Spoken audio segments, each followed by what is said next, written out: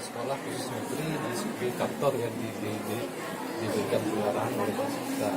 Nah, kemarin kami langsung mengirimkan seluruh MKKS negeri swasta dalam rangka ya lapor lah, tapi tentunya dalam rangka menyikapi masalah-masalah penanganan terorisme kemarin.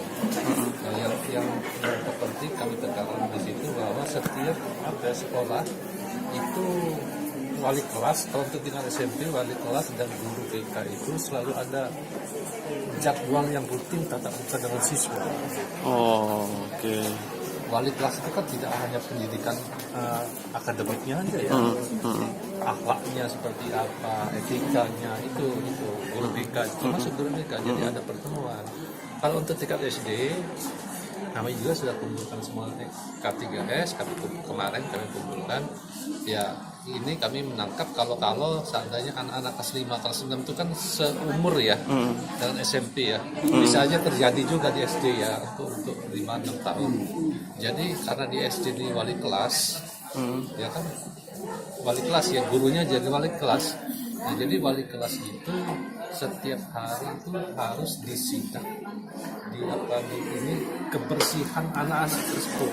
Itu sudah instruksi kita ya, Pak ya? Instruksi.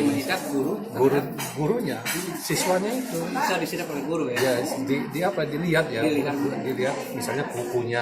Oh, gitu. Kemudian rambutnya apa gitulah, sekalian yang hal-hal lain, masalah kesehatan dan sebagainya. Gitu loh. Jadi himbauan juga Pak untuk Tapi menjaga udah anak. ini tugas itu memang selama ini kan melekat sama wali kelas. Iya, benar. Mungkin kurang rutinitasnya ini kurang, jadi kami tekankan lagi agar setiap hari lakukan pemeriksaan kesehatan lah ya, pemeriksaan kesehatan kepada anak didiknya di sekolah setiap hari. Kalau untuk jenjang SMP-nya Pak lebih ke Wali kelas, karena kan guru itu kan adanya di wali kelas ya. Nah, wali kelas itu diharapkan setiap saat ya, nggak tahu silahkan gurunya mengatur, itu ada tatap muka sama siswanya untuk melihat kondisi siswa itu ya. Termasuk pemeriksaan barang bawaan mungkin Pak? Ya termasuk itu.